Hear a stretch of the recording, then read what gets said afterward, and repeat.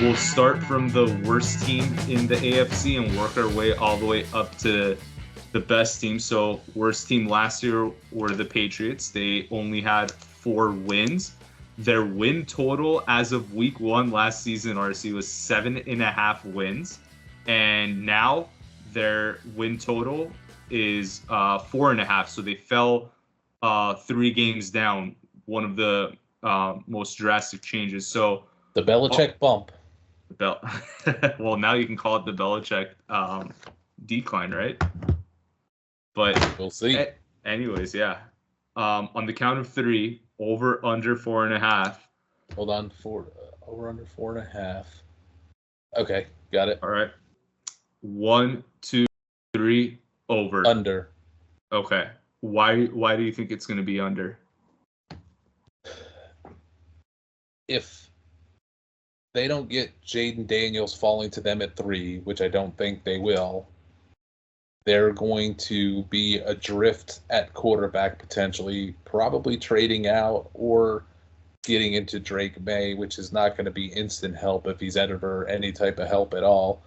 There were a lot of one-score games last year, and I don't know that they're going to be much worse with Mac Jones. Mac Jones was just so horrendous that I think Jacoby Brissett, you insert him in on last year's team, and that would have resulted. I mean, I'm not bullish on the Patriots. I just think 4.5, that's low. That is really low. You're basically saying that they're gonna, like, it's very unlikely to get a team to get to like 1, 2, 3 win. That is hard. So you're basically banking them to finish with 4 wins, and I think 5 to 6 is possible. Like, I don't think that's out of the question for them. And definitely not out of the question.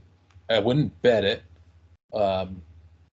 especially at to bet the over. It's minus 150, so they're baiting everybody to not go there. I totally get I'm certainly not going to bet on the premise that, man, that line is so low, they gotta win more games than that. Yeah. That takes away from the fact that they're not very good, and they've got a tough draw on the schedule, and Belichick is not there anymore. It's not good. I don't know that I'm not putting any of my own money on it, but it does not look good. That's not a bet for me. It's just a pick. Because, yeah, for the only and the reason why I'm going to it, and it's not the best reasoning in the world, is it just 4.5, just such a low number that I'd rather just go over on it. And they weren't getting blown out last year. They were hanging in games, but I just don't know what Gerard Mayo is going to bring to the table. Like, there's a big question mark there, but we'll see. Betting against them, I'm betting against everything about that team, just like I did last year, but you don't bet against Belichick. So I was under for the Patriots last year, but wasn't daring enough to put money on it for Belichick fears. I don't have those same fears this year. I'm betting against Gerard Mayo, but he may prove me wrong, so I'm not putting any real money on it.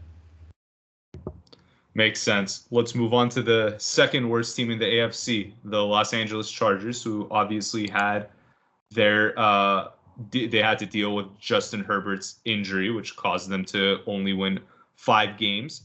Their over-under this year is 8.5. Last year, week 1, they were at 9.5, so they get a 1-game downgrade, and that's probably due to them losing Keenan Allen, losing Mike Williams, losing Austin Eckler. But in return, instead of that incompetent Brandon Staley, they get Jim Harbaugh, who's one of the best NFL coach. Even though he hasn't coached in the NFL in a while, he's probably a top 10 NFL coach. So 8.5 there. They finished with 5. RC, on the count of 3, over under 1, 2, 3. Hold on. Don't say it yet. Don't say it yet. Yep. I'm just taking it in. I'm sorry. I'm distracted by they put the schedule that I had that was so clearly, here's what the rotational thing is. Now it's all buried alphabetically. So I'm just trying to get a quick overview of where their schedule is at. It looks like and since I'm looking at it, I'm just gonna say it looks like they get the Patriots, the Steelers, and They shouldn't draw the Steelers. They should draw the Bengals since they're last in the they do have the AFC Bengals. West. Okay, so they have the whole. This is going They to have be the whole mass, division. So they would draw the Titans. They would draw Arizona, New England.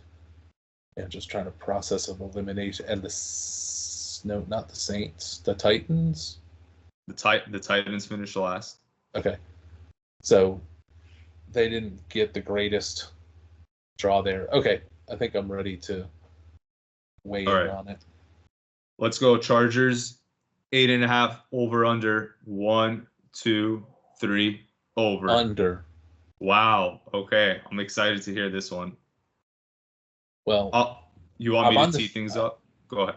Yeah, I'm gonna say I'm on the fence, but I cheated by looking at the lines and seeing over is minus 160. So I kind of then let that be my coin flip decider. But go ahead with your.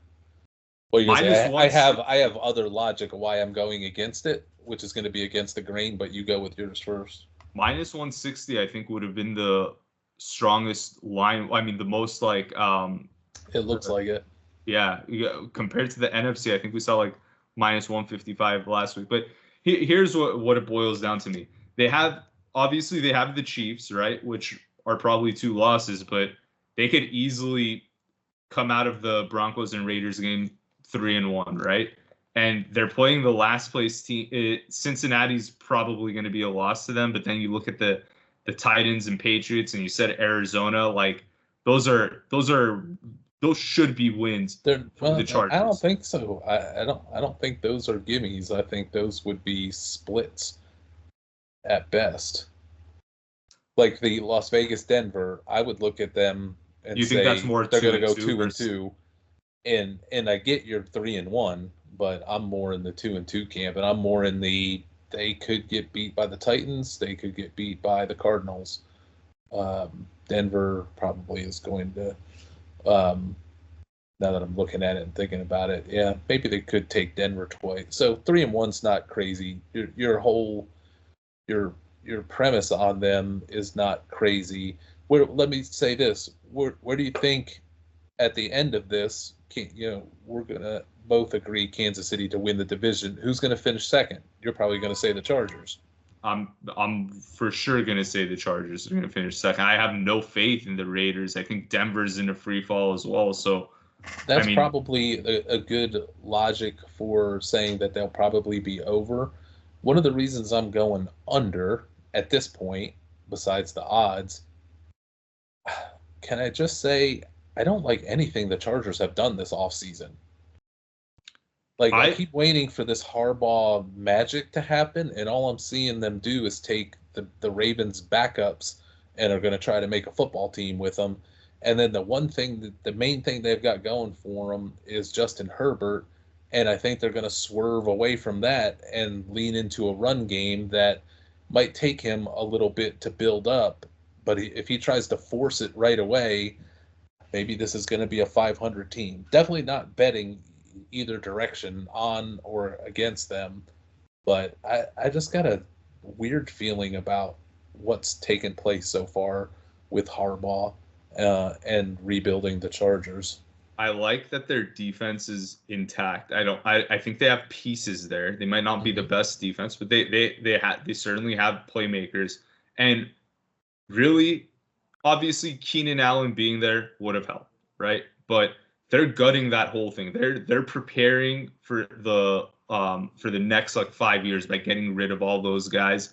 And I think that if they get another tackle in the draft to put alongside Rashawn Slater, maybe someone like Fuaga, and you give Herbert all that protection up front, you have 2 really nice tackles up front. The point is, like, the Chargers, I think, really, really take Herbert out even before he was injured. They were underperforming. That's a good roster. And I think 500, I don't like it because it's minus 160, but just overall sentiment on the 8.5, I feel pretty comfortable with the over on that. Not crazy. I want to see what he's going to do in free agency. I don't know if he's going to be using this year as the I'm gutting it and rebuilding it, so I'm not expecting to go to the playoffs with this group. Like, if we do, great, but I'm more interested in weeding the garden, getting rid of Mike Williams and Keenan Allen, and if I could get rid of Joey Bosa, I would. And I'm bringing in all Ravens guys and run game, Hayden Hurst, and all of that type of stuff. Like, this is going to be a transformative year that may just be a transition where they're fighting for 500 and don't really care because they're not banking everything on this year. Harbaugh's looking down the line.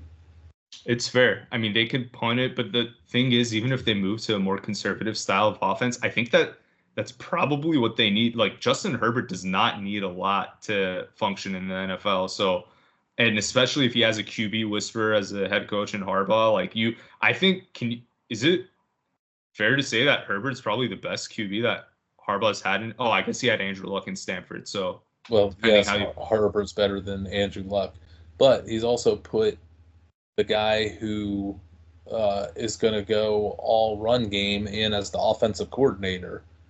So, not saying that Herbert's not going to do anything, but they're taking their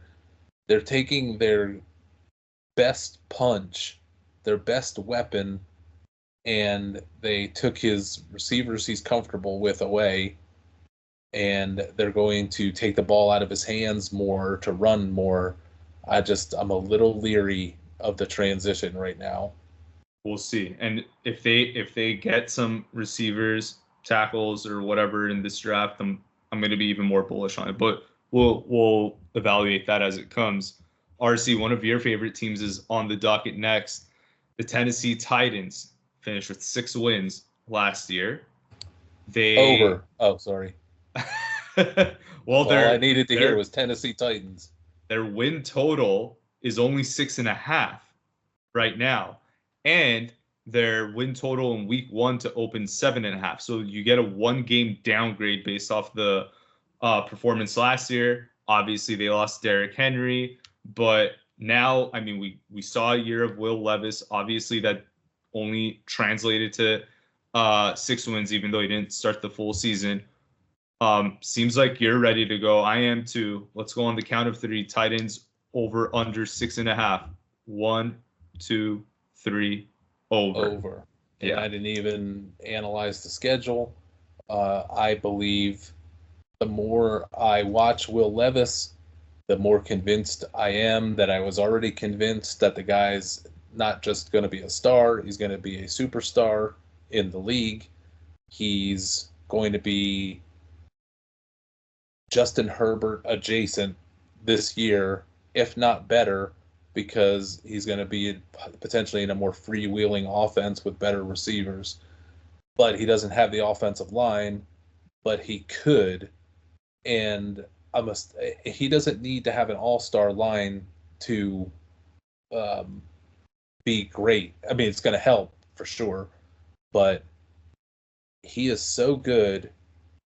And I think that 6.5 line, I'm just down looking at the schedule to see what kind of teams they picked up on the schedule. To tell the viewers too, like when Will Levis was getting crushed, right? Like last year, that wasn't the Titans starting O-line. That was like their 3rd or 4th unit out there. So it's not to say the Titans have as bad of a starting unit as like Denver and Carolina did. It's just that their 3rd, 4th string guys came in and literally couldn't protect Levis. So it's not like they have to use all 5 draft picks. They didn't even have a 3rd and 4th string because you can't have that many people on a roster. They just got so many guys hurt. There was one game where I think they lost 4 offensive linemen in a half. So they had to start getting guys off the streets and to be starting linemen the following week. So their 3rd and 4th string were guys that weren't even on the team or weren't even in the NFL. That's what they were having to go with Levis still looking great and you know, talking about Levis and Herbert parallel, you know, one of the negatives, one of the knocks we would say about Tennessee last year is Mike Vrabel wasn't the coach to have to utilize a Will Levis. He went run game when he shouldn't, when he didn't have the offensive line to do it, but he was going to stick with that run game even if it didn't make any sense. And I think even if the line was healthy, then he would have really went with the run game and not let Levis. I mean, he didn't even start Levis. I would have thought if I saw Will Levis in training camp and I saw Ryan Tannehill, it should have been a no-brainer, but it wasn't. They had to get really bad before he made the switch. What if I'm just thinking that Jim Harbaugh is going to might have the Mike Vrabel disease where this is not, Justin Herbert is not the quarterback that he wants. He wants J.J. McCarthy. I'm not saying he's going to draft J.J. McCarthy.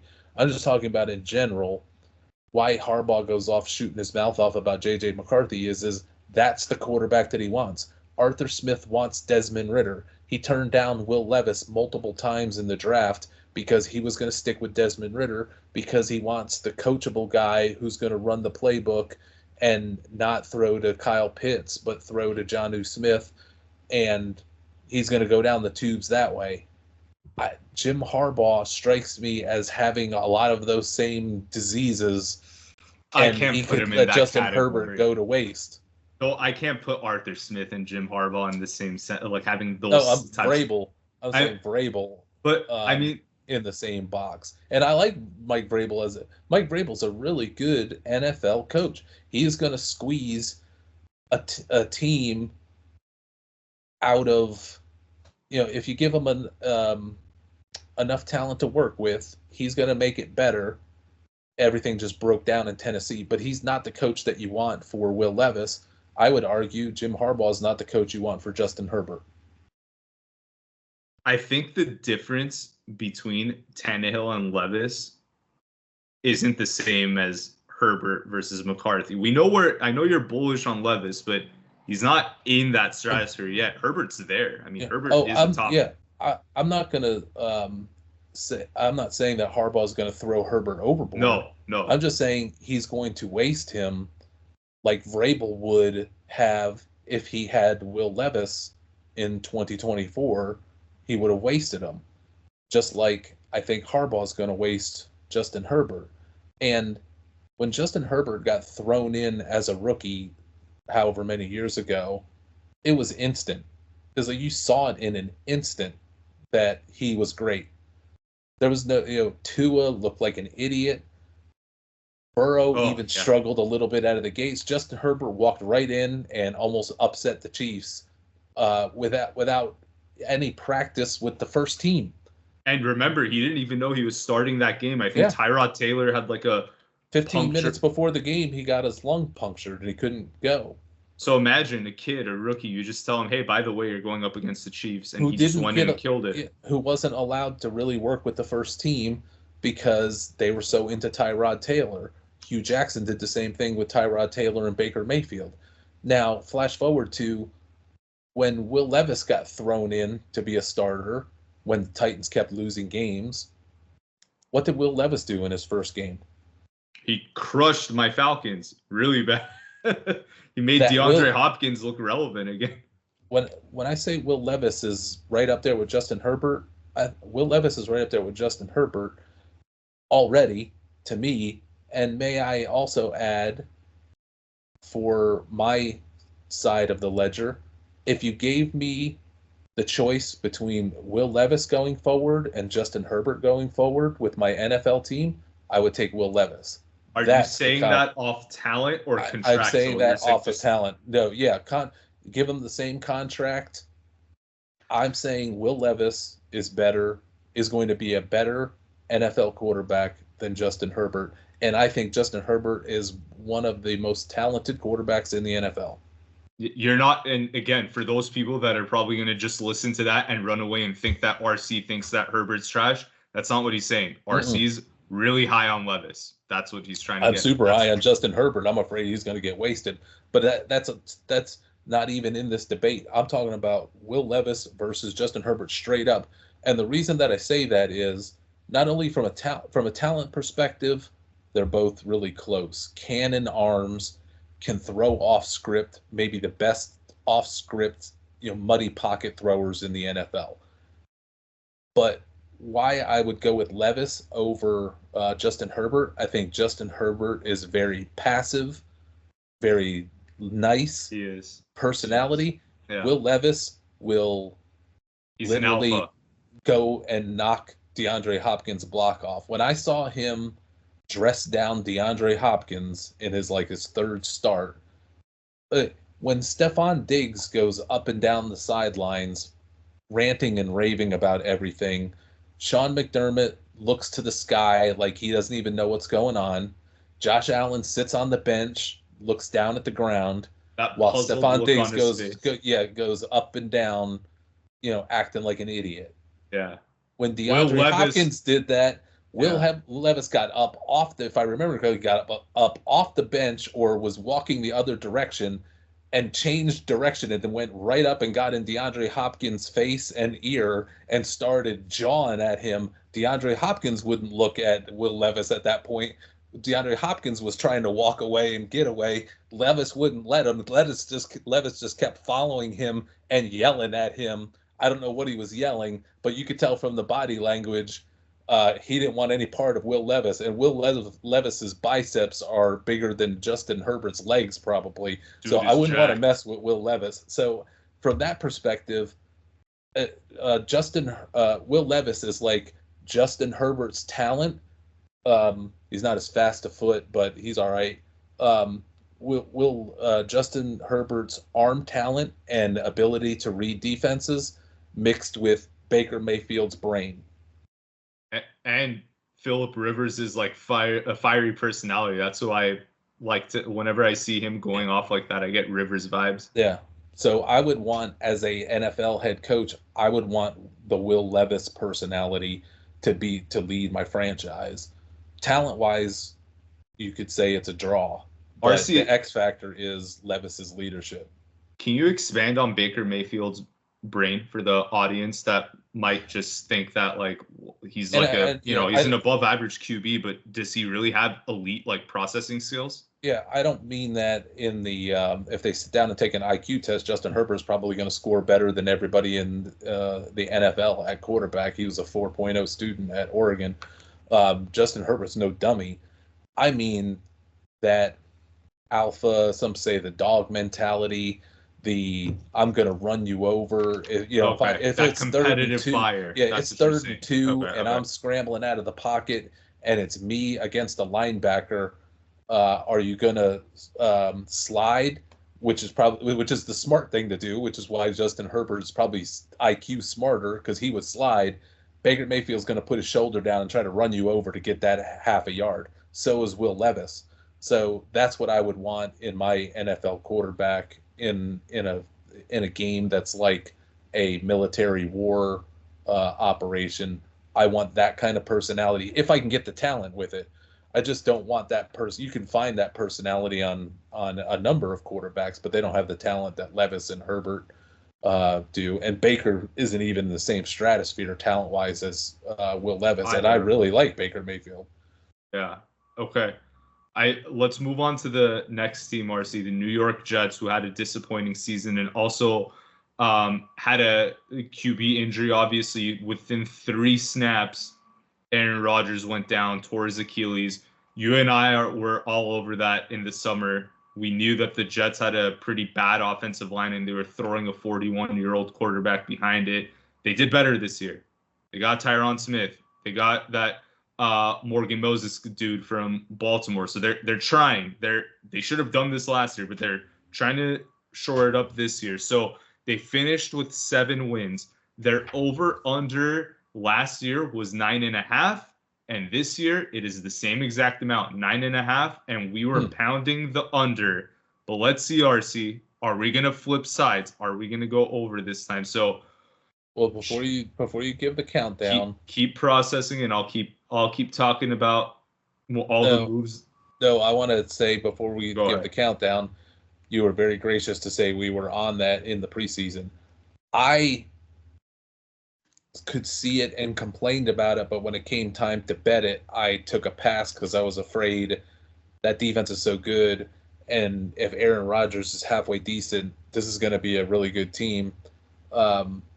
You were more all foot on the accelerator betting it, and it was one of your favorite bets right out of the gate. So you're the man that snuffed it out last year when everybody was falling in love with them and falling in love with them in hard.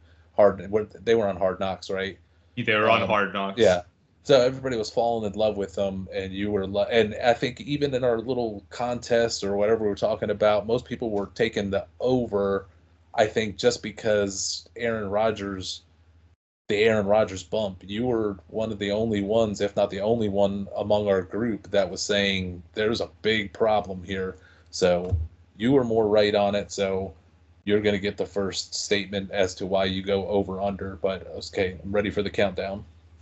Yeah, and one more thing to add for the audience too before we get into it. So they won 7 without Rodgers, and now their win total is 9.5. Do you believe that Rodgers makes up 3 wins and the improvements that they make and will make in the draft? So let's get to it. Over under 9.5. 1, 2, 3. Over. So last year I liked the under a lot. This year I'm leaning bet, but it's not my favorite bet in the AFC. I think that the rest of the division is taking a step back. Buffalo's ready to implode. That's the sense I'm getting from them, and they're probably going to get rid of McDermott next year. That's sort of the direction they're trending in. I can't trust Tua in December in cold weather games when it counts. They'll probably start off hot. September, October, they'll do well, and they'll probably do well in home games in November and December too. But when the chips are down, they're probably going to fold. And the Patriots, the Jets will walk right through them. So I like the over a lot here. They're trying to shore up their offensive line. I don't love the Mike Williams ad, but Aaron Rodgers to me better than what they had before. Better than what they had before. And they might even improve more in the draft. Aaron Rodgers is worth 3 wins over Zach Wilson. I think that's enough. They made other improvements too, so I'm with it. I'm buying the over. And I would say if you visited me from the future and said, hey, I'm just going to let you know one thing about the season. Aaron Rodgers is going to play all game. He's not going to get hurt. He's going to play every game for the Jets. So good luck with your bets. If I was told that he played all the games, I would say that the Jets probably won the AFC East. So they're going to have to be over 9.5 wins to do that. So that's why I'm going with the over. Is banking on Rodgers and Tyrod Taylor's a nice bet. That's a pretty slick little move if something does happen to Rodgers, because you can win with Tyrod Taylor, especially on a team that can switch on a dime and be a run game and defense team.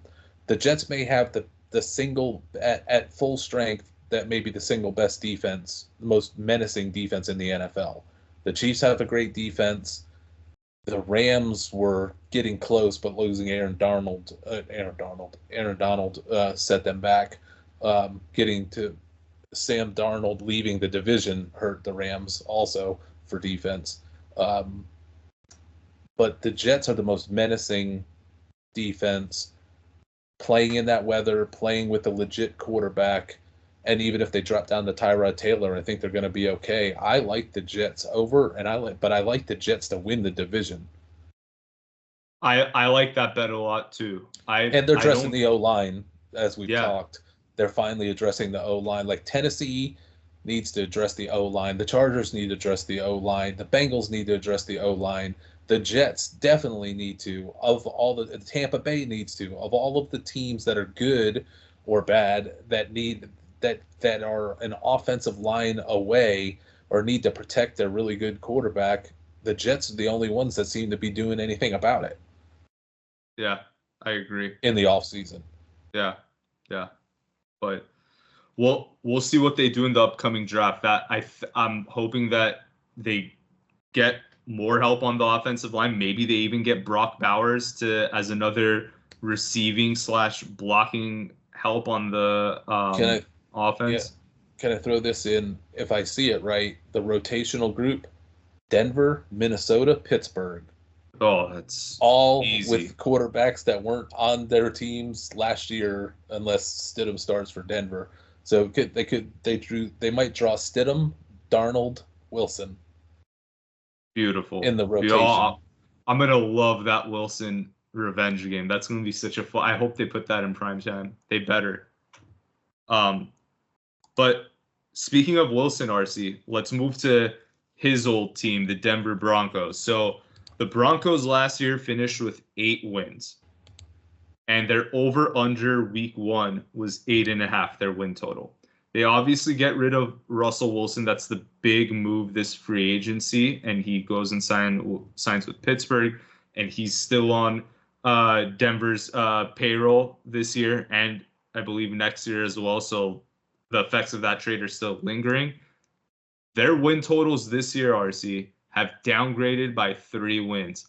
5.5 is what we're looking at for the Broncos. So that seems a little low to me, but you don't know you really don't know who their quarterback is. It might be Stidham. It might be somebody they draft. The question is losing Russell Wilson worth 3 wins off their total? And perhaps when you provide their schedule, it'll become more clear. But let's get into over/under Broncos 5.5 on the count of 3. 1, 2, 3, over. Under. Okay. Why you're going to go with your famous? They can't not get over 5.5 wins. Like any NFL team should be able to get over 5.5 wins. Is what I'm guessing your theory is.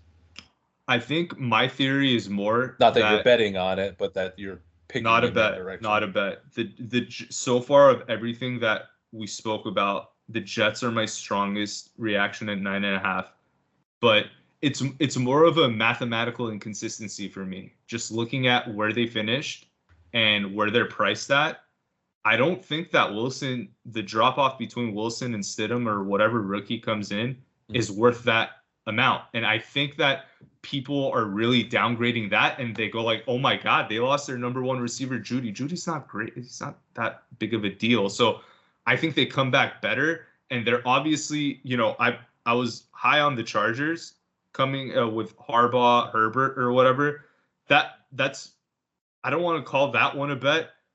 I think the Broncos going over, I feel like this is a bet for me, just because of how bad their other, they get the Raiders too.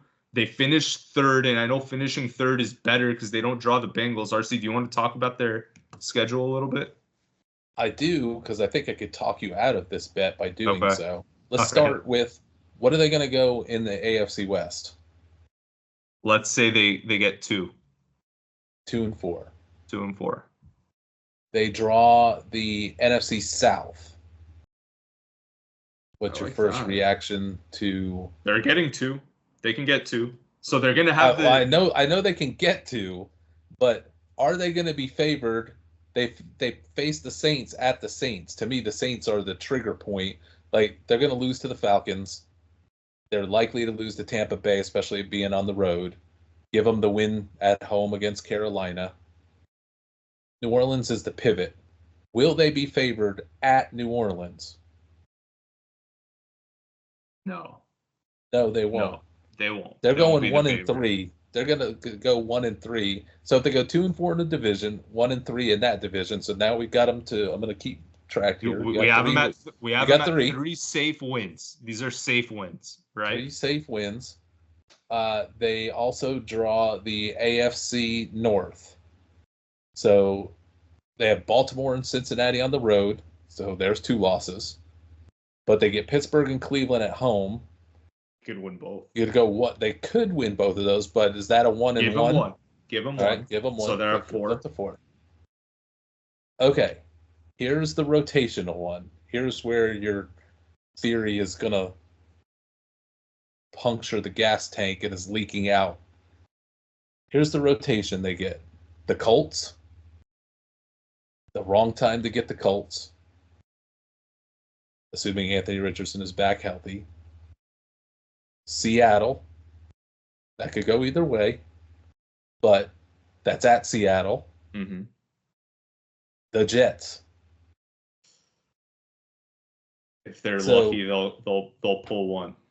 If they're lucky, they'll pull one. That we're now up to 5. If they were to pull 2, we're now up to 6. And what was the line? 5.5. The 5.5 or 6.5? Oh, 5.5. Okay. So it's right on that. It's borderline. Cusp. Yeah. So I think the rotational schedule really did them in, because you don't want to draw Indianapolis. I mean, you were hoping you would get some cupcake in the rotation. Seattle should have been a playoff team, and they now possibly have an upgrade at head coach. And they have 2 quarterbacks that are better than any of the quarterbacks on Denver. And then you got the Jets that we were just praising. They could go 0-3 with that group. And then I don't think they're better than the Raiders. They can certainly split with the Raiders. The Raiders aren't that great, but I wouldn't be shocked if they lost both of their Raiders games.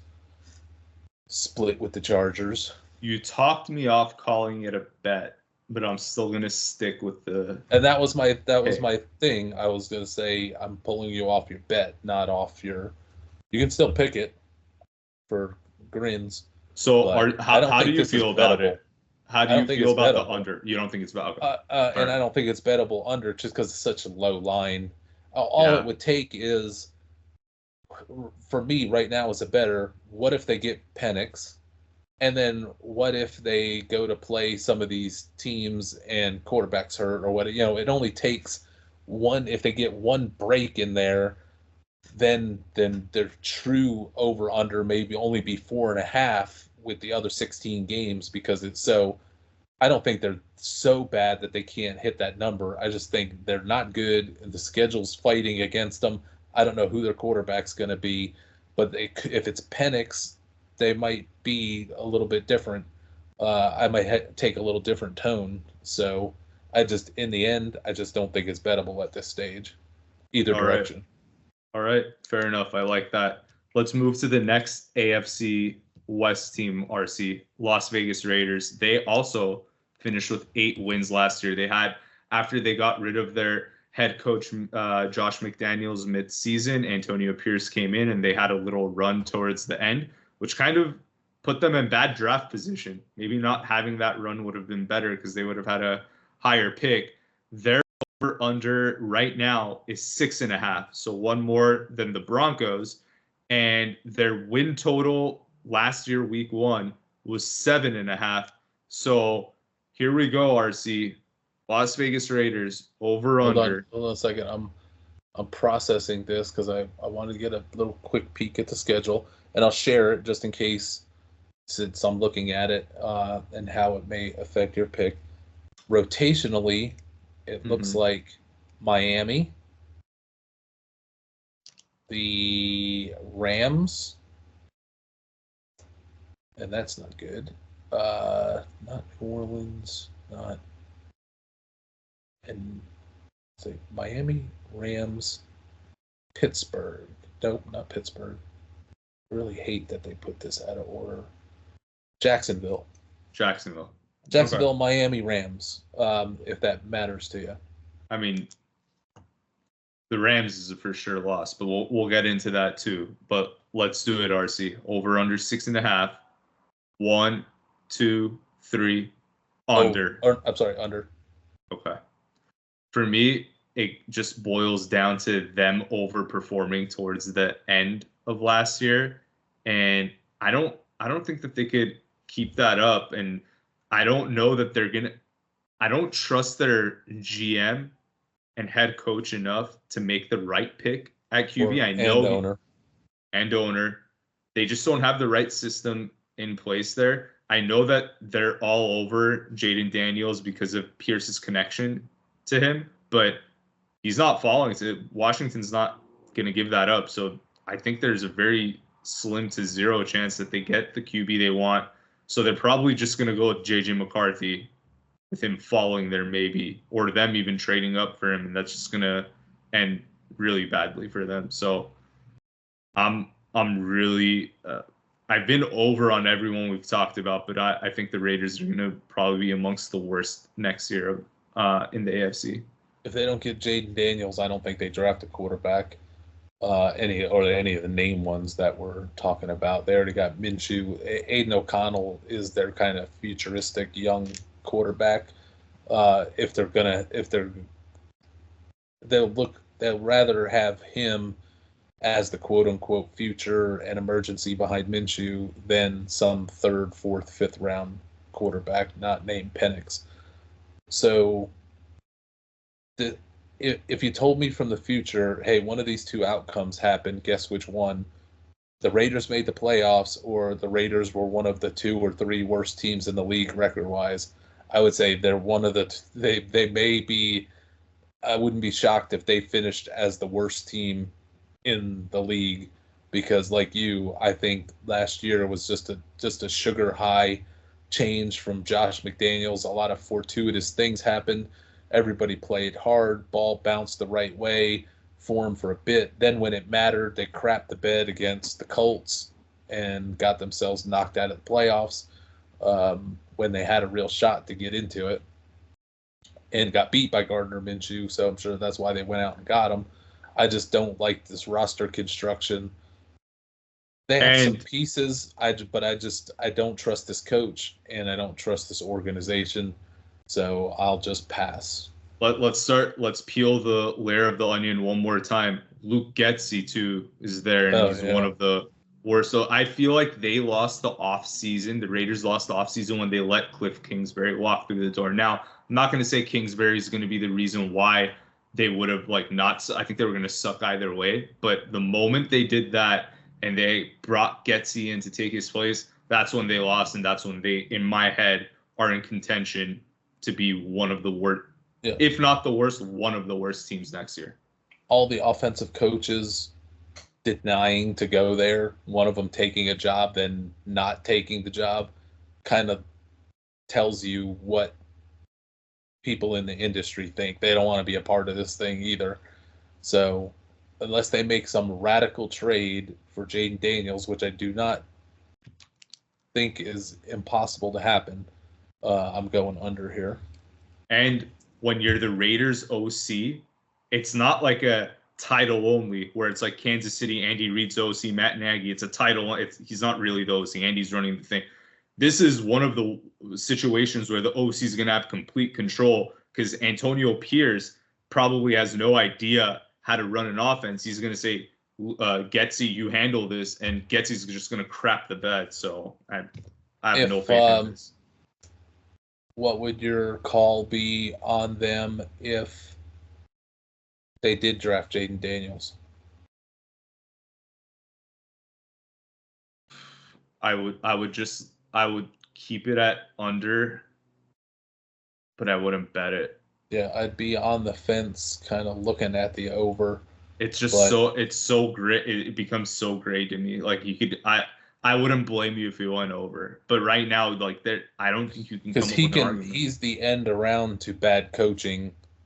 Just him running, the threat of him and the actuality of him running the ball changes the offense, and that's not in the playbook.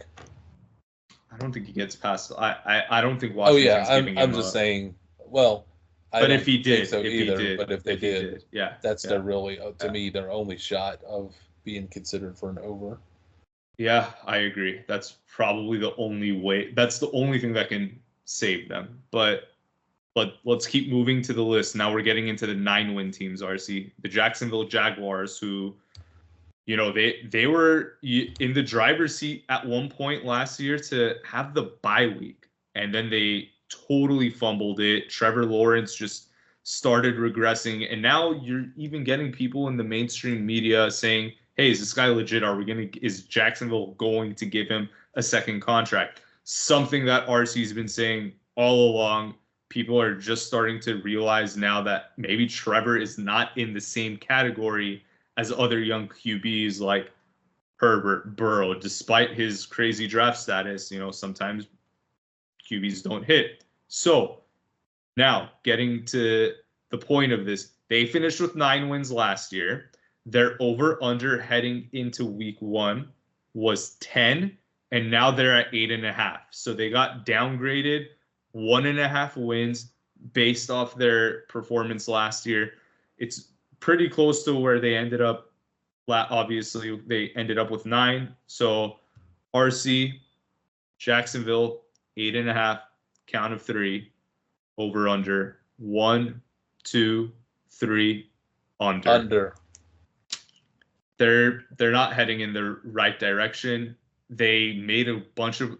I'm not the biggest Ridley guy for them to let him go to Tennessee. Fine, I get it. But them signing Gabe Davis, that was a little strange. That's one of the. He's not my favorite receiver. I didn't get that transaction at all. So, I'm just not. I think that this team's heading down. I think 7, 8 wins sounds right to me. 9 wouldn't shock me. I don't think they win 10 though. So I'm pretty comfortable betting this under. I'm not going to actually bet it with real money, but I'm picking the under. But I'm just going to summarize what I think of Jacksonville. And if there's any Jacksonville Jaguar fans listening, you're going to hate me for this, but I wish you would save it and play it 2 years from now to send me a bouquet of flowers when I'm right. Doug Peterson is a really good NFL head coach. That's the only thing they've got going for them. Trevor Lawrence is the 4th best quarterback in that division. I guarantee it, because Will Levis is a star, Anthony Richardson is a star, and we already know about CJ Stroud. So they're coming to the division battle with now the 4th best, first worst quarterback of the group. They have a terrible general manager in Trent Baalke. Everybody knows this because they had Jacksonville arguably in the battle between Davis in Las Vegas, Haslam in Cleveland. The Khans in Jacksonville are the worst owners, and David Tepper in Carolina. But I'd even put Tepper ahead of the Jacksonville group. It's a bad franchise with bad underpinnings, and now all of a sudden they had the most unlucky thing that could happen to you in that last year's draft, which is going to go down in history as one of the best quarterback drafts, maybe the best of all time, that the 3 gems from that draft all went to the other teams in this division. It's going to catch up to them. It's going to cost them, and it may cost Doug Peterson in another year, unfairly so, and then I hope he gets another gig at a real place. But Jacksonville is set up for failure. Doug Peterson is the only thing that can save them, and I don't think he's got enough horses to get past Levis, Richardson, and Stroud. Well said. And for those that don't remember, Baalke was the 49ers GM. He was paired up with Harbaugh, and we know how that all ended. They had some terrible draft picks towards the They were having a hard time hiring a coach after the brilliant hiring. If you want to know how bad this franchise is, they're the ones that paid Urban Meyer, and Baalke's the one that brought in Urban Meyer and paid him all that money for his nonsense. Then when he was gone and there was a job search, they missed out on a lot of candidates because candidates came in and said, if I take this job, I ain't working with Trent Baalke. He's out. You're getting somebody else in. They were stuck with Trent Baalke. So Doug Peterson wasn't getting a sniff, unfortunately. So he had to take this gig if he wanted back in. And I'm sure he thought Trevor Lawrence was his ticket, but it's going to be his ticket out of Jacksonville, unfortunately, I think, in a couple of years. Because he's just not as good as what everybody said. My comp for him was Carson Wentz, and it's coming true. And now with quarterbacks getting so much better right off the bat, like Levis, Richardson, and Stroud, they are going to leave Trevor Lawrence in the dust. Yep, agreed. Let's go to the next 9-win team, Cincinnati Bengals. I can comfortably say that this is one of RC's favorite teams to bet on. They finished with 9 wins last year. No, it's not my favorite team to bet on because I never win. They haven't won the Super Bowl. Most bet on team. We get robbed every year. Well, we got robbed last year when Burrow went down Thursday Night Football, and to be honest, he had a calf injury in the preseason too. So he started off the year injured, finally found his groove, and then got injured in that Thursday night game against Baltimore. 2 of Burrow's 4 seasons have ended in season-ending injuries, and now we have a win total of 10.5. Week 1 last year, they had it at 11.5. So we get downgraded 1 win for everything we saw last year. Obviously, the team didn't look so hot with Burrow in the beginning. They found their groove, but without him at the end, they didn't look great either. So, RC, the question is, can they win more than 10 games? Bengals over under on the count of 3, 10.5 wins. 1, 2, 3, under. Over. I can't for sentimental sake. I can't bet it. They lost to. I just feel like with DJ Reader, losing him, Jonah Williams, I don't know if he was doing all that great, but I mean that they don't really have people to replace him with. So I have to see how they address the offensive line in the draft. But it was kind of disappointing that they didn't do a better job of it in free agency. I don't know, RC. Like I think that they're better than the Browns and the Steelers. I'll give them that, but I just don't know that they're going to be able to protect Burrow. If so, we're predicating this on Burrow being healthy for an entire season. Yeah. What do they go in division? Oh, if he plays all 17 games? Mm-hmm. Oh, they're in division, the 4-2 easily. They draw the AFC West. They're winning 3. 3-1. So we're at 7. They draw the NFC East. 3 wins minimum. Safe 2. If you want to stretch it 3. Safe 2. I'd say safe 3, possibly a sweep. All right. I'll put 2.5 down. Right. So with 2.5, we're at 9.5 wins coming into the rotational group. And they finished last, so they're probably gonna have an easy. Here's the rotational group. The Carolina Panthers. Oh God. The New England Patriots. And the Tennessee Titans. I think we can get 2 wins out of that. For sure, yeah. Like you can bet the house they're getting 2. So we're at 11.5 based on that, and all the ones they lose, they're gonna be in it. I'm gonna revise my pick to over. I'm not betting it. And one of the losses we would say is Kansas City, but they always kick Kansas City's blank when they play each other in the regular season. So yeah, and again, to maybe 2.5 was too conservative in the NFC. So I'm not betting it. I'm just switching from under to over. And this is it. You gave me a scenario that he plays all 17 games. Mm-hmm. I don't know that happens. That's not unreasonable, but all we can do at this stage is assume they're going to be healthy. Yeah. He didn't have a crippling injury. He had kind of a fluke injury. Yeah, fluke injury, but I mean, they're not adjusting their main. They didn't do like I wish they did what the Jets did and tried to get a Tyron Smith or I know Morgan Moses isn't the best right tackle in the world, but he's certainly better than whatever the heck they got there. So And they could have done more. And I could say, yeah, but this draft is, if they just drafted offensive linemen, in the first couple rounds, we've been saying that for 3 years and they don't do it. They're probably going to take Brian Thomas. Ooh, it'll be fun. They reunite.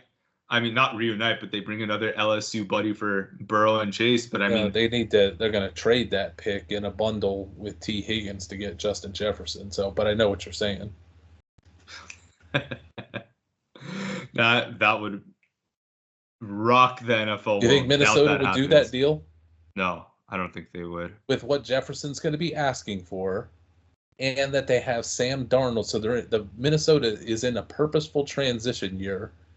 Are they going to pay Justin Jefferson $1 zillion, or would they take a first round and a second round pick plus T. Higgins? It's not enough for Justin. That downgrade from Jefferson to T it's worth more than a first and a second in my eyes. What can I offer you as a GM? I personally. What do you want? You can't have Burrow. You can't have Chase. Oh, so you're playing the Bengals GM? I would want. I would want Higgins plus. At least, I'm not talking if it's not two first rounders. That's my minimum, and I'm probably gonna want more. I'm probably gonna want second rounders sprinkled in there. I'm probably gonna want to take away one of your best defensive players too in that package. But that's what it would take. Justin Jefferson's a blue chip player, and I'm trying to build up my franchise. Right, I'm trying to build up the Vikings post Kirk Cousins, draft a rookie QB. Like, yeah, you're not gonna be paying the QB $40 million. You might as well give it to Jefferson and try to help that QB look good. Give him every chance to succeed. Like, it's going to take a lot for me to do that. And I would probably pull T. Higgins out of the deal because I don't even want to deal with him and pay him. I would want 3 first rounders for Justin Jefferson straight up. I need the equivalent of that, and I don't want T. Now can I get a second round pick back? No, you can get a third though. Oh, you're not getting a second, but we can talk about a player that you have that could be a first round talent that you can throw back to me that I'm high on. I don't know top of mind who that would be, but that's what I would need for someone like Justin Jefferson. Now, what would you do if you were the Vikings? Would you accept T plus the first for? No, I think Justin Jefferson's too special to let get away. But yeah, if I'm the Bengals, I overpay to try to get it because the story writes itself, even if it's the downfall of their franchise. I'm putting Chase, Jefferson, and Burrow together, and I'll sell out, and it'll be a great story. And then I'll just hope I can build through the draft and cheap free agency around it. But if I'm the Vikings, I don't do it. But I don't know what the Vikings are doing, so. RC, I know that Chase is really freaking good, but I'm just thinking back to his draft. Had they just got Penei Sewell, I don't know. Like, would they win a Super Bowl? Would Burrow not have had those season-ending injuries? Like, they would have found some other wide receiver had they done that and been fine. I think to some degree, Jamar Chase may be part of their downfall because Burrow's going to keep going there. And Chase is really good, but is he good because of Burrow? Like, if you put Chase on from the Chiefs, wide receiver is not the key. Exactly. They're showing the blueprint, yet everyone's still talking about how they need a wide receiver. They literally won back-to-back Super Bowls without their expensive wide receiver, and they played their wide receiver in a playoff game in the cold, and yeah, he couldn't really do anything against them. So actually, he did have that touchdown, but I mean, the Chiefs. I think that game, Chiefs versus Dolphins, was probably the biggest blowout in the playoffs. Like, to me, it just was not a competitive game. They had that one shot to Tyreek, but Kansas City manhandled them. But anyways, Houston put it pretty good on Cleveland, if I remember correctly. They did, yeah. The Packers pretty good on the Dallas Cowboys. Yeah, in the first round. Yeah. Fair point. Maybe I overreacted on that. Anyways, Colts are the last 9-win team. Their over-under this year is 8.5, and they opened last season at 6.5. So last year, week 5, Anthony Richardson was out for the season. I think every game that Anthony Richardson played, he got injured or pulled out. I don't know that he finished the game last year. I can't remember it. But when he was in, he was electric. And if he can stay healthy for 17 games, they'll blow through that 8.5, no doubt. I'll give that out before we do our countdown or whatever. But with all that being said, that's the biggest question mark for me. Can Anthony Richardson stay healthy? So let's do it, RC. On the count of 3, over under. And what's the number? 8.5. 8.5. Okay. Over under. 1, 2, 3. Over. I'm going to bet that Richardson stays healthy this year. And even if he doesn't, I think Flacco is a better QB than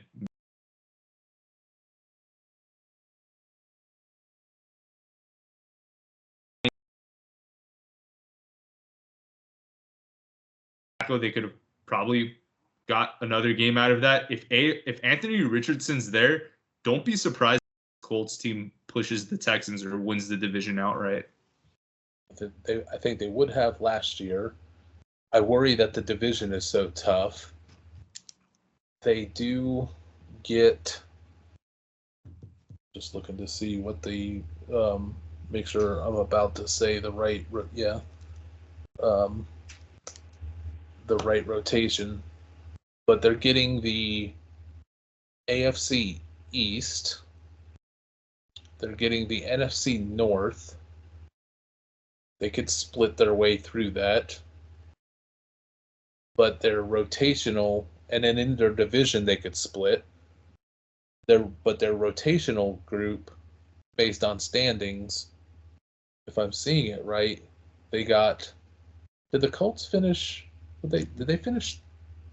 They third? should have finished third. Yeah, I was gonna say because they got the Giants, the Broncos, and the Steelers, so that would be third. That's a pretty good draw on the rotation. Yeah. So yeah, it is. I because the schedule's kind of soft, and the Colts could have legitimately won that division last year even without Anthony Richardson. They're right there.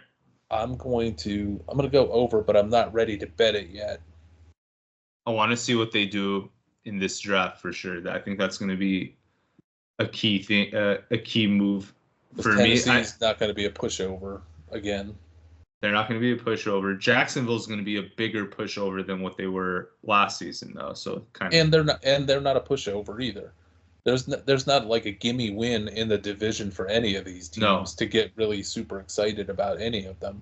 Which makes me think split 3-3 is, if you're projecting it out, that's probably what you want to do when betting the Colts over under. RC, if they split in division and then they split the NFC North and split the AFC East. If they just go split, they get to 7 wins, and then they got to find 2 out of the rotational. Again, Giants, Broncos, Steelers. They should win all 3. They could definitely win all 3, but they should definitely win 2 of those. So they have a path to getting that over. Next up, Pittsburgh Steelers. They finished with 10 wins last year. Kind of amazing. I didn't know that they had double-digit wins last year. They made the playoffs, but their over-under last year heading into week 1 was 9 wins, and now they're at 8.5. So getting Russell Wilson, Justin Fields over Pickett, Rudolph resulted in a 1.5 win downgrade. So it's almost like Vegas is asking you to bet this over. The other move they made that is a headliner for them is they fired Matt Canada midseason, and in this offseason, they brought in ex-Falcons coach Arthur Smith to take over that offense, who is one of RC's best. You can see him shaking his head. So that should give you how he feels about Arthur Smith. So, RC, on the count of 3, Steelers over under 8.5 wins. 1, 2, 3, under. Over. Wow. All right. I'm shocked. Why do you think they're going over? Because I am never right about the Pittsburgh Steelers' direction. Every time I call for their downfall, Mike Tomlin finds a way to get to 500 or better, sneaks into the playoffs to get whooped, but they still get to the playoffs. I don't know how they're going to do it. It seems completely impossible, but I'm sure the bird flu will hit Lamar Jackson and Joe Burrow all at the same time and take out the Browns' offensive line, and somehow they'll win the division. So by taking the over, I'm trying to will the under, because this should be the under going away. If you think that they're a 500-ish team, look at who they're drawing for their rotational. Like some of these teams got such a great draw with their rotation. You're like, whoever we were just talking about, getting the Giants, the Broncos, and the Steelers. You're like, oh my goodness, it was the Colts. Like, yeah, that's possibly 3 wins, but it's possible that the Steelers have the worst rotational draw of any team we've talked about. Here's who they're getting off the bounce for their finishing third. They get the Jets, the Falcons, and the Colts. Oh man, that's rough, RC. If they finished first and then just got a hellacious, Chiefs and all that 49ers, that's one thing. But you finish third and you think you're going to get a break, then you get 3 teams that are probably going to win their division. And they'll just so happened to finish third last year. They'll be lucky to go 2-4 this year in their division. That's me being nice. They'll find a way. Anthony Richardson won't make it to that Indianapolis game. Kirk Cousins won't make it to that Falcons game. There's 3 Achilles injuries just waiting to happen. So I'm sticking with my over, because I'm never right when I say under. The Steelers. Yeah, well, if you want to go with RC's voodoo theory, you can, I guess, pretend you're betting the over, but really bet the under. But yeah, I just don't see it. Russell Wilson in that offense, I don't think he's much of an improvement over the QBs they had there. Now, you might argue Justin Fields, but Arthur Smith had a chance to draft Justin Fields. He's not particularly a fan of him, and it's kind of funny that they end up in the same offense years later. So I don't know that someone like Fields, who's sort of like he doesn't follow the script, right? Like he plays a little loose and kind of runs all over the place. I can see Arthur Smith losing his mind. Now, Russell Wilson will stick to this script. I think he's more of a game manager type of guy, but he doesn't have it anymore. You saw it. He lost all the juice. He was scared to throw over the middle. Like, he's going to be better for Arthur Smith than what he had with Desmond Ridder, but Pittsburgh doesn't have that offensive line to give Russell Wilson all day to process and throw get the ball to his receivers. The Steelers only get to where they gotten the last couple of years because Burrow got hurt, Lamar got hurt, others got hurt in the season when they just happened to be playing the Steelers. The Steelers always find a way to get their opponent's weak spot or strong suit injured and make it a weak spot. So I don't know what God Mike Tomlin is praying to make this happen, but I'm going to bet. I've seen enough of it now that I'm not going to bet against him anymore. RC, let's go to the next 10-win team, the Houston Texans, who had a really surprising season in a lot of people's eyes, winning that division. CJ Stroud just put on one of the best rookie performances that I could honestly remember to date. He gets a playoff win at home and changes life in that franchise overnight. So they won 10 games last year. DraftKings has them at 9.5 wins now, and they opened week 1 at 6.5. So that's a 3-win swing. That's the most in the positive direction on the AFC side. So they're obviously, people in their the the Titans and Colts are going to be better. We talked about that. Jacksonville's probably going to fall off, and now they're going to have to play a first place schedule. So they're going to have to play Buffalo. They're going to have to play Baltimore, KC. So we'll see what goes down at the end of the day. But let's just get to the over/under on the count of 3. Houston, and it's 9.5. That seems like so low for all the team with that momentum, but okay. Houston 9.5 on the count of 3. 1, 2, 3. Over.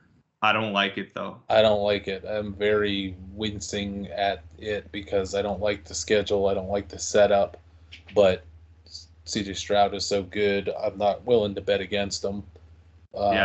They do get Kansas City, Buffalo, and Baltimore. That's a tough, obviously a tough draw. They can lose all 3. They should get to 10 plus wins though. They're just too. CJ Stroud's just too good to not get to 10 wins. So it's a pick, not a bet. And I mean, they improve? I mean, bottom line, they improve. You can say what you want about Diggs. The core that they have this year is better than last, in my opinion. Their defense, they lost they lost Grenard and Cashman to the Vikings, but they got Danielle Hunter. At worst, it's the same defense as last year. But I think they're better, RC, than what they were. You know, I don't like it when teams spend and overload for pass rushers, and that was a big chunk of their offseason. I think Stephon Diggs could be a negative overall. If I was Houston, I would not have gone there. There was been any number of other veteran wide receivers. If I was trying to bring in a veteran presence, you could draft some. I mean, nobody looked at the Texans and went, man, if they could just get another wide receiver. I'm with you. There's some shaky things. I'm still going to bet on CJ Stroud, but I'm going to pick it. I'm not going to bet it. Weird moves, but their bottom line in my eyes, they're better. I just don't like how they got better. Yeah. And it looks better on paper. But now the Colts are going to have Richardson in division. The Titans are going to have not Mike Vrabel in the division. They get the Ravens, Bills, and Chiefs on the rotation. They may get this, but it might not be by much. This might be a surprising scenario where they don't win the division, but even though they're the better team, it's just the schedule break went to the Colts and not to Houston. Yeah. This is what the rotational schedule was supposed to be for, was to hurt the top teams, and it could hurt Houston. Yeah, I agree. Okay. Well, let's move to and one other quick note. The way this schedule could go, I mean, we'll have to see how it goes. Get these road games. When I tell you the road games, tell me what I'm thinking could be the problem. They play the Packers on the road. They play the Chiefs on the road. They play the Patriots on the road. They play the Jets on the road. It's a dome team going on the road in if they bad get weather. If those games get scheduled in November, December, January, that's another neutralizer. When Stroud went, I think it was to face the Jets in the cold and the rain. It was not good. Yeah. Not to say, I mean, he played in Ohio State. It's not to say that he can't play in cold games. It just neutralized it. He's everything to them. I think he's the best, arguably the best quarterback, best passing quarterback in the NFL for sure. I'm nothing against Stroud, but I don't want him getting neutralized by playing in a blizzard or playing in 20-degree temperature. Yeah. I can see that. And their schedule's got a couple potentials for that. Now, maybe they all get scheduled in the first half of the season and it's not an issue. So I'm not betting. I wouldn't even think about betting it till I saw the actual order of the schedule. Yeah, good call. And that's going to be fun too when they release the schedule. Do we come off of our picks? That's going to be it. It'll make all the difference in the world if they're playing the Jets in September versus December, and likewise for the other bad weather locations. So now we're in the 11-win group, and there were a bunch of teams clustered at 11. So we'll start with the Cleveland Browns, who overperformed in my eyes, ended up with 11 wins. Their over-under to enter the season was 9.5. And now, despite them doing great and Deshaun Watson coming back from injury, they get downgraded a game. So their over-under is 8.5. So they traded for Jerry Jeudy, but in my eyes, the bigger headline, and without me getting too much into detail, was them hiring Ken Dorsey as the OC. So that's the bigger headline for me. RC over under 8.5 on the count of 3. Man. 1, 2, 3, under. I don't love it. Yeah, because Cleveland always seems to find a way. I just hate this roster. The Jerry Jeudy is ridiculous. Your Ken Dorsey, your offensive coordinator, is terrible. Stefanski's going to be the one calling the plays, so that may not be quite the impact. But no Nick Chubb. Something just doesn't feel right. Cleveland had an overrated defense. They got a hot start with some good matchups. Everybody went ballistic of how great they were. They got smacked around later in the season when they played real teams, real offenses. With Burrow going to be back, they always play the Bengals tough, but Burrow theoretically back healthy. The Ravens now with Derrick Henry. The Steelers are going to go undefeated, so that's 2 losses. I just don't like the setup for Cleveland. Their rotational schedule's okay. It suits them. Saints, Jaguars, Dolphins. Those are all games that could go either way with them. I'm definitely not betting it. I could see the Browns winning 10. I could see the Browns winning 6. Yeah, I think DraftKings priced this really good at 8.5. It's hard. They're right in that vicinity. I'm not betting on them. I'm not betting on the under, but I can't. I'm picking the under because I'm just so pessimistic about where they're going to end up and all the moves they made. A great offensive line with a plausible defense when healthy, when everything's healthy. They've got a lot of pieces. I just don't believe in Deshaun Watson. Yeah, I'm with you.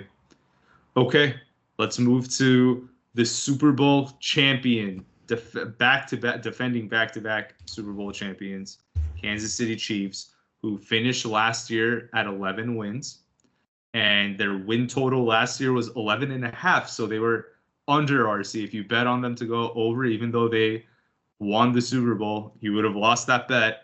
And lo and behold, DraftKings comes out and gives them with another 11.5 mark for this year. So question is, RC, with everything that the Chiefs have done this offseason and what they might do during the draft, are you going to go over under on that 11.5 on the count of 3?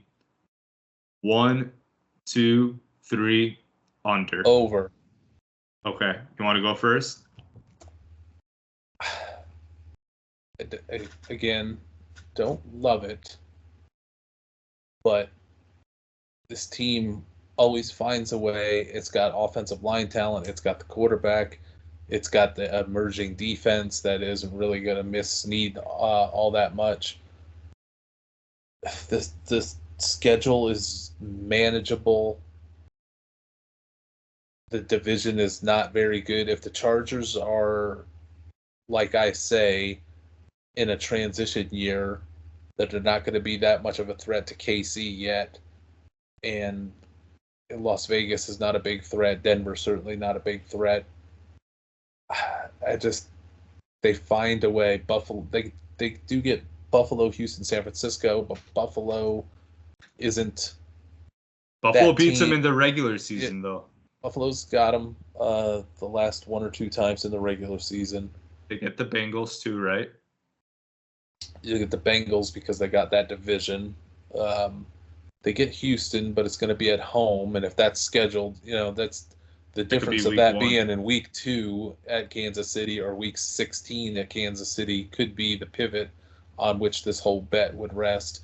So I'm definitely not betting it, but Kansas City seems to find a way. So they lose L'Jarius Sneed.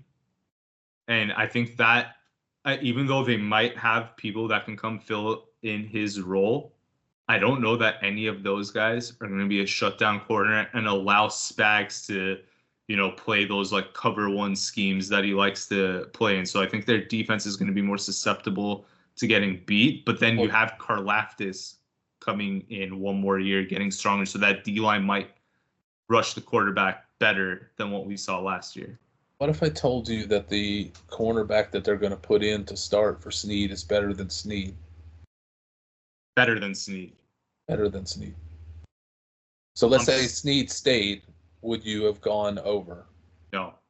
It's one of the, it wouldn't force me to go over, but it's one of the reasons I'm citing to go as much. It's one of those like miscellaneous reasons. The big reason for me is Kelsey getting 1 year older, them going through 2 straight seasons of running all the way through from week 1 all the way to the Super Bowl. These guys are tired, RC. Like they can't, and they're gonna have a big target on their back trying to three-peat, which no team's ever done.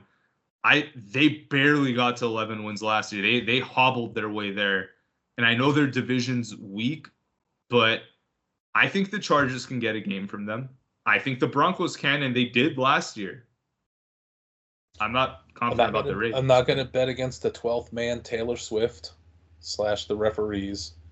So I'm going to go tentatively with the Chiefs. You're betting on our boy LRZ. Let's see if he has a who may be their number 1 wide receiver by the time we get to August.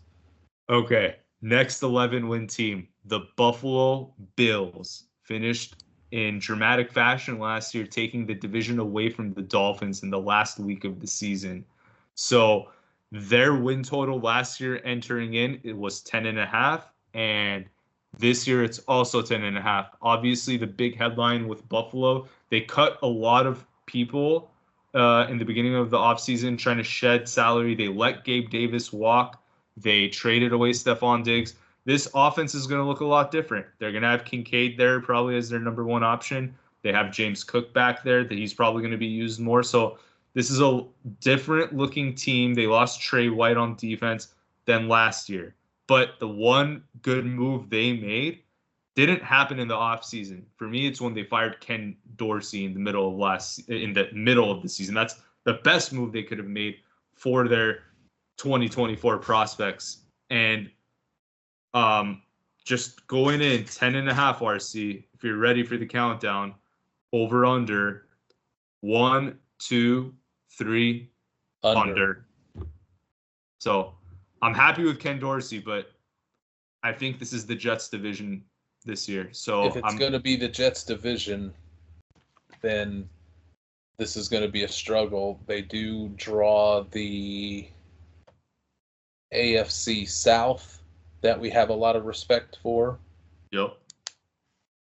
They do draw the what was their other one? The NFC West that we have a lot of respect for. So it's a tough schedule, and then if the Jets are going to be better, then their division's at risk again. But you want to talk about a murderer's row to draw on the rotation. They are drawing, let me make sure I've got it correct. They are drawing Baltimore. Oof. Just making sure I've got this right. Baltimore, Detroit, and KC. And they have Houston in there too. Somehow, and someone, they have if they're playing. And they have, I already said San Francisco. The RC, that too many. They're basically like, list off all the 5 best teams. They're playing all of them, and they're probably not going to. They're lucky to go 1-4. And I think if they get out to a slow start, they could collapse. I don't think they're terrible, but depending on how this schedule sets up, if they get out to a slow start, if they get a front-loaded schedule against a lot of these teams, I could see them melting down. I could see Sean McDermott melting down, and they just can't get the 10 wins. RC, what if they just out the gate go 1-4? Like, he can get canned in the middle of the season. I don't know that they'll go there. I think they'll let him go the season and then evaluate it. He's been pretty good for several years, so I don't think they would do him like that in season, but after the season, yeah. And he's a good defensive coach, but when things get pressured, he doesn't react well to it. That's what they always crap out the closer they get to the Super Bowl, in my opinion. And then if they get out to a slow start, which they haven't been a slow starting team per se, they were actually a hot team to start this season. Then they got a bunch of injuries. Then they did finish strong. A little bit of a schedule break, getting guys back healthy. This is a killer schedule potentially. Everybody stays healthy, and just the vibe of the Bills it just doesn't seem like they're ever going to get over the hump. I'm with you. But I'm not betting. I would not bet on this. You got Josh Allen. You got a chance to win 11, 12 games. I lean bet, but it's not my favorite bet.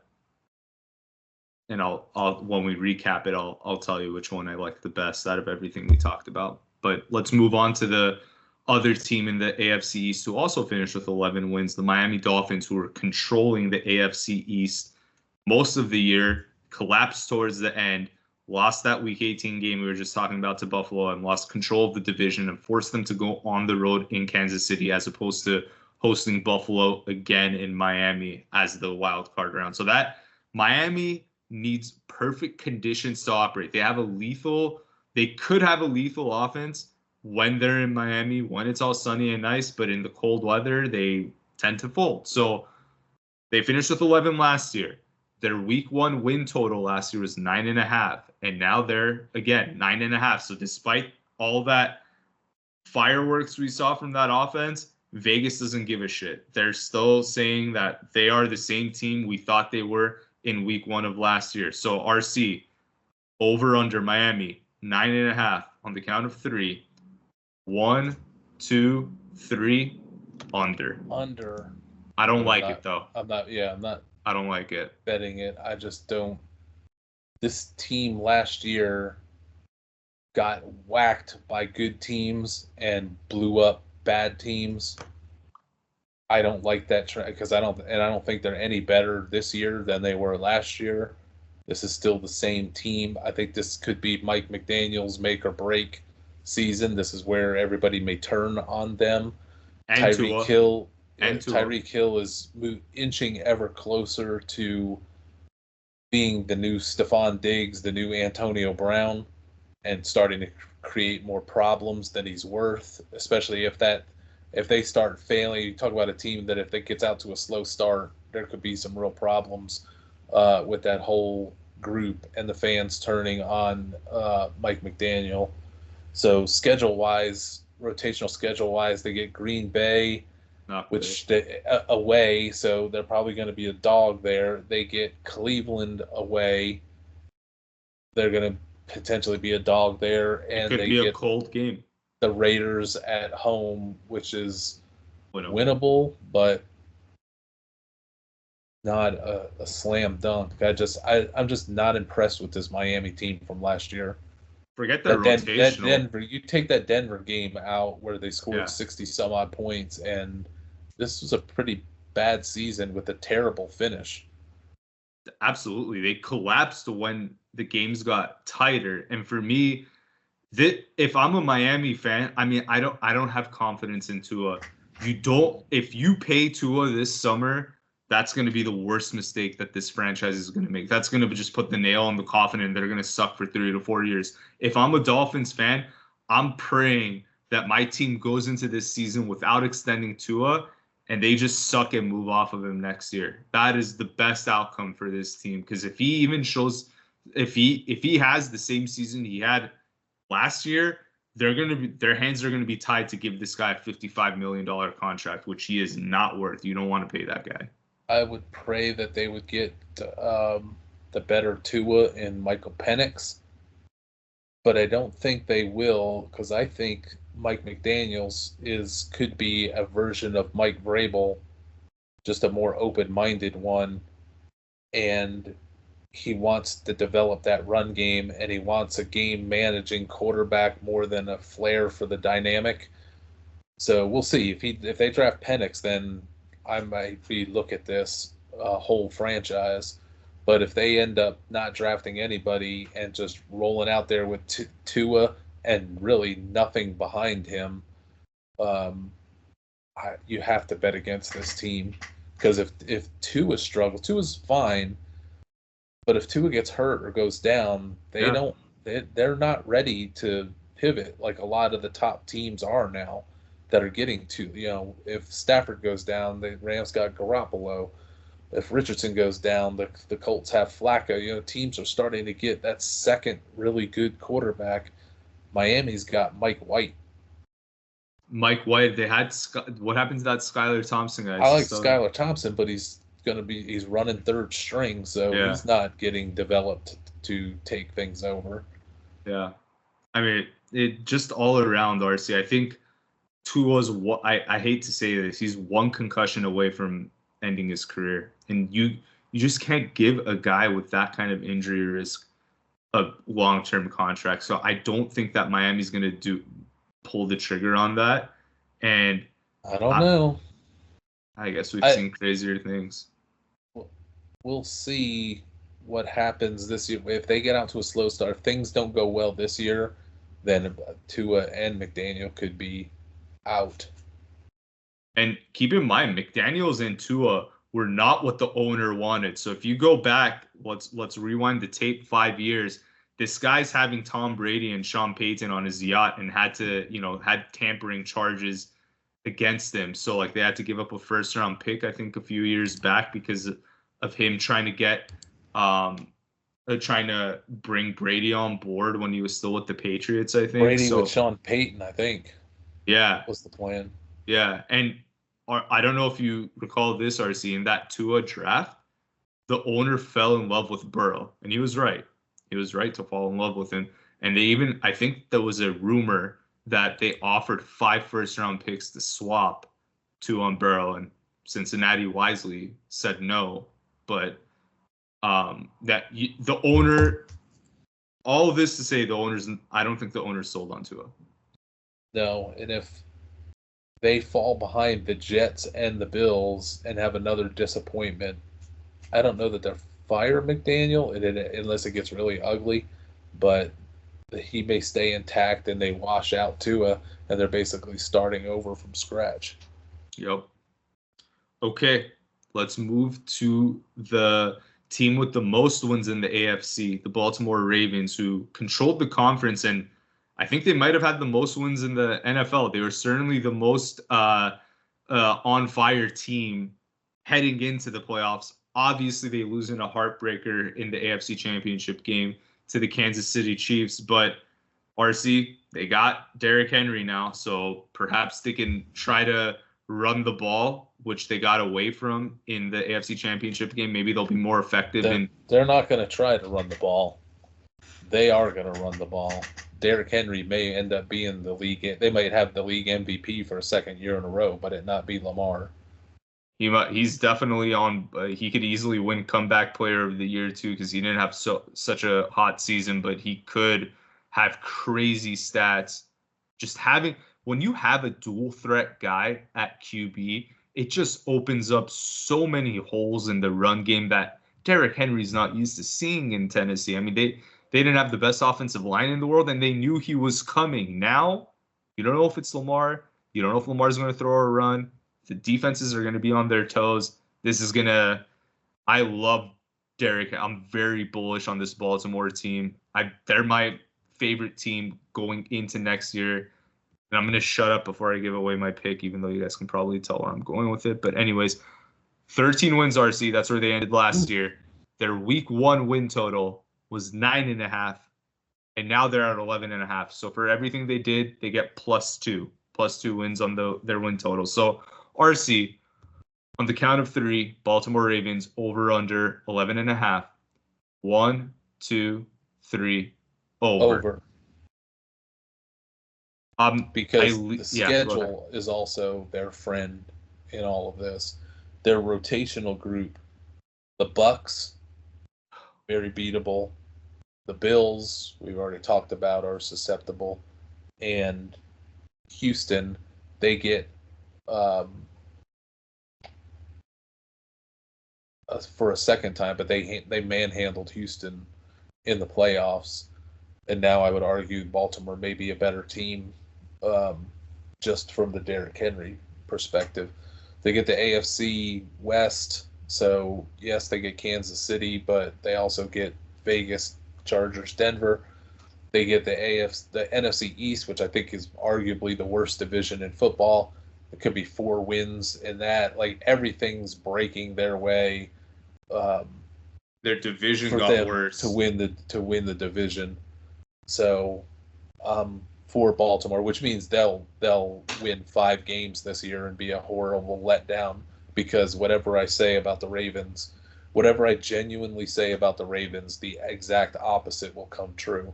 With the Steelers, I'm just always wrong because I'm always betting against them. With the Ravens, when I endorse them, they collapse. When I say I don't get this team, they almost make it to a Super Bowl. But despite that, you're picking them to go. Despite that, I am genuinely picking them to be the number 1 seed in the AFC.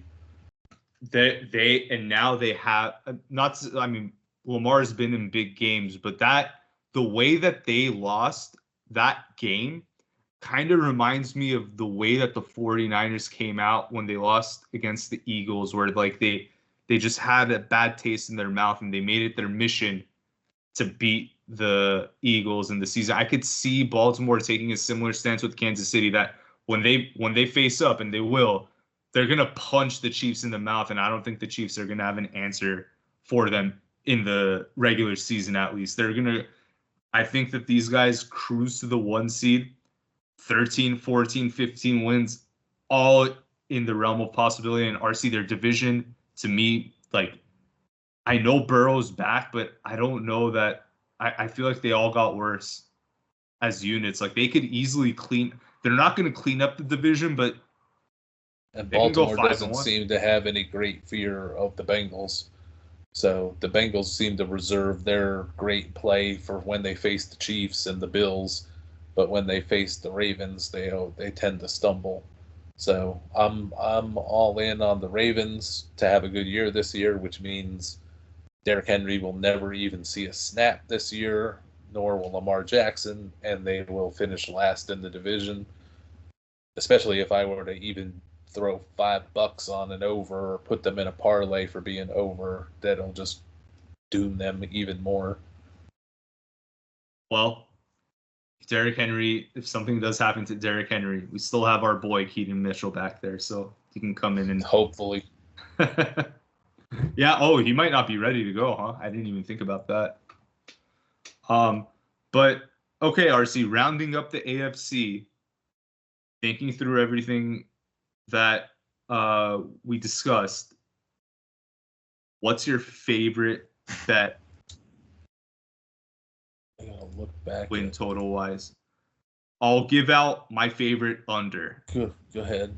My favorite under is the Steelers at under 8.5, and I know you don't want to play with it. Statistically, that's right there for me. I keep touching that hot stove and get my hands scorched on it. That's the best. And I think my other, if I was going to put some real money on it, because I won't on Pittsburgh, will be the Titans, but I'll probably wait till I see who they draft. If the Titans draft my favorite offensive lineman, I'll be super excited, but it's not going to move. It's not going to move the over-under line. The world is against Will Levis at this point. They're not against him as much as they are just not with him. He doesn't do anything for the public, which I love. So when they draft an offensive lineman, it ain't going to change the over-under. So I'm going to wait on placing a Titans bet till I see what they do with their first pick. And if you want to find out who RC's favorite offensive lineman is, you got to check out ffmetrics.com. And it's not Notre Dame's alt. That's it. The number one offensive lineman, our number one offensive lineman may end up being the number one rated value proposition for the NFL draft. Might be our top ranked offensive lineman. RC doesn't miss on linemen. Go back to DeJuan Jones last year when the whole world had passed on this guy 3 times, and he ended up having a great rookie season with the Cleveland Browns. And when you look at do-overs in 2023, you have DeJuan Jones moving from a 4th-round pick to a 1st-rounder. So RC was able to spot that. There's someone that he likes better than the mainstream guy, and we're going to leave it at that. We'll see if they get there. But RC, my favorite over are the New York Jets. Yeah, I was going to them and the Titans I'm looking at on the overside.